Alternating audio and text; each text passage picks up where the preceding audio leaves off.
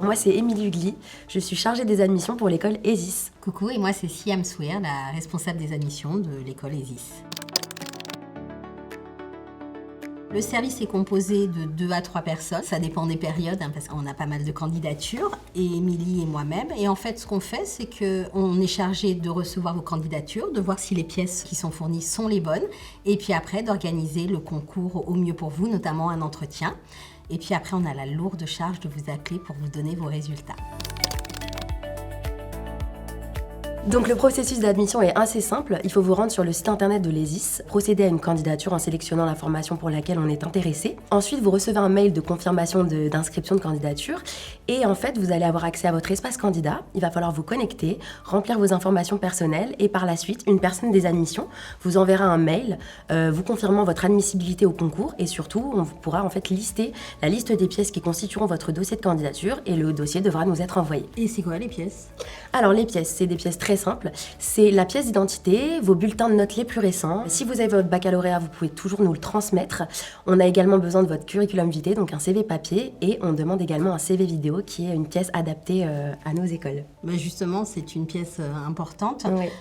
parce que le jour du concours, en fait, vous avez le choix entre 2 dates. C'est souvent le mercredi après-midi en distanciel, c'est important de le signaler. Avant cette date, vous devez nous fournir toutes les pièces que vous a indiquées Émilie, et notamment cette fameuse présentation audiovisuelle. C'est une présentation en 1 minute 30 où vous devez vous filmer pour nous présenter en fait votre motivation, votre passion pour ces métiers du cinéma et de l'audiovisuel et du son, parce que c'est hyper important.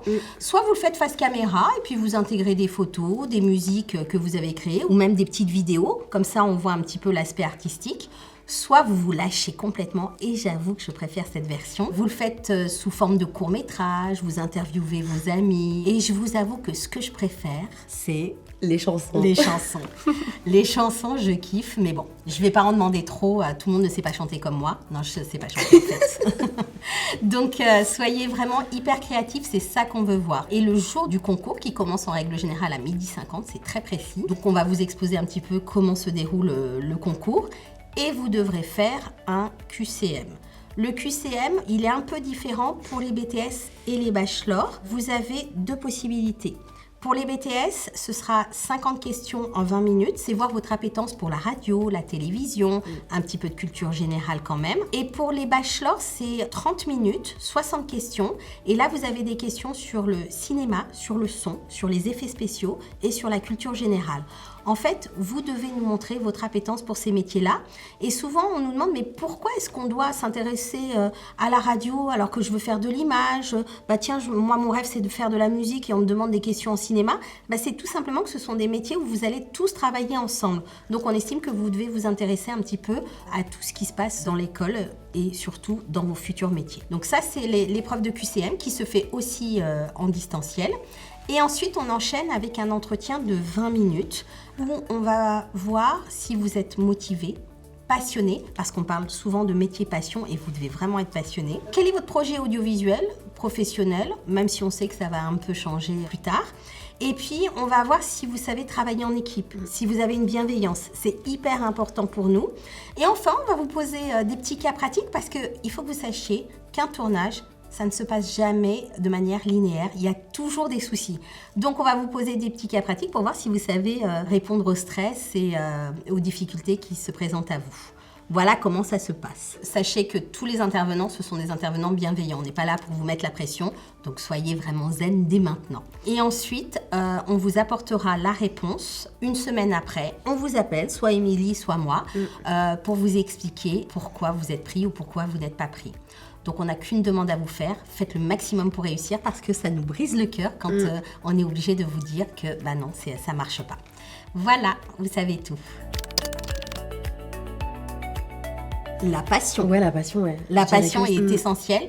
Et avoir conscience que c'est des métiers où vous pouvez commencer à 6h du matin et finir le lendemain à minuit. Donc c'est pour ça qu'on parle de métier passion. Il ne faut pas compter ses heures. Si vous pensez faire un petit boulot de bureau 9h-17h, sans être péjorative, ce n'est pas l'objet de ça. Donc la passion, la petite appétence aussi pour ces métiers-là. C'est vrai que si vous n'êtes pas intéressé à des vidéos sur YouTube ou autre, si vous n'avez pas fait de photos ou de musique, on se dit pourquoi ils sont là. Donc il faut avoir un minimum là-dedans. Pour ma part, je sais que moi j'aime bien les CV assez créatifs, j'aime bien la couleur, j'aime bien les personnes qui se mettent en avant ou sous forme d'interview par exemple. J'adore quand les étudiants se font interviewer par leurs parents par exemple parce que c'est les personnes qui les connaissent le mieux, donc c'est vrai que c'est les CV qui me touchent beaucoup et que j'aime le plus. Mais toi Siam, je sais que c'est pas ça. Si, c'est pas mal. Je peux vous dire ce que je n'aime pas, par contre, pour une fois. Ce que j'aime pas, c'est les vidéos un peu trop expérimentales où je comprends pas ce qui se passe. Par contre, on peut avoir de l'expérimental très poétique. Il m'est arrivé d'avoir une espèce de diaporama de vidéos et de photos de la vie d'une personne bébé jusqu'à maintenant. Et sans voix off, c'était un parti pris un peu risqué, mais j'ai senti la capacité artistique de la personne et j'ai adoré. Donc, en fait, il n'y a pas de règle. Non. Donc, parfois, on peut aimer la même chose et parfois, tu as aimé quelque chose et moi, j'ai détesté. Ouais, donc, c'est vrai. Oui, en fait, le but du jeu, c'est que pour que vous soyez vraiment motivé par notre école et par ces futurs métiers, il faut que vous en sachiez un peu plus en amont. Et c'est pour ça que nous, on organise des immersions, c'est-à-dire que vous assistez à un cours au milieu de nos étudiants, donc comme un étudiant lambda de l'ESIS, soit des stages de découverte qu'on organise en général les 2 premiers jours des vacances scolaires, où vous allez faire de la prise de son, de la musique, un petit peu de direction d'acteur, vous touchez un petit peu à ça. Donc c'est hyper important pour nous que vous fassiez ce genre d'immersion ou ce genre de stage de découverte, parce que après vous savez vraiment si c'est les métiers que vous avez envie de faire et l'école que vous avez envie de faire. Donc n'hésitez pas à vous inscrire aux immersions et aux stages de découverte. Lisez bien le mail d'admissibilité parce que on détaille vraiment ce qu'on attend de vous. Donc il faut vraiment respecter la durée de vidéo.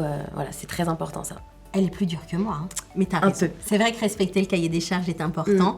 C'est vrai que quand on vous demande des pièces et que vous nous les donnez à la dernière minute ou que vous ne respectez pas, par exemple, 1 minute 30 pour le dossier, c'est vrai que c'est un peu compliqué. Et sachez, je veux juste ajouter quelque chose, pour les masters, c'est quasiment la même chose, sauf que c'est un entretien d'1 heure.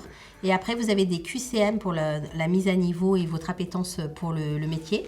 Et sachez que les dates, vous choisissez un mercredi, mais ce ne sera jamais un mercredi. Ce sera une autre date qu'on décidera ensemble quand le dossier sera complet.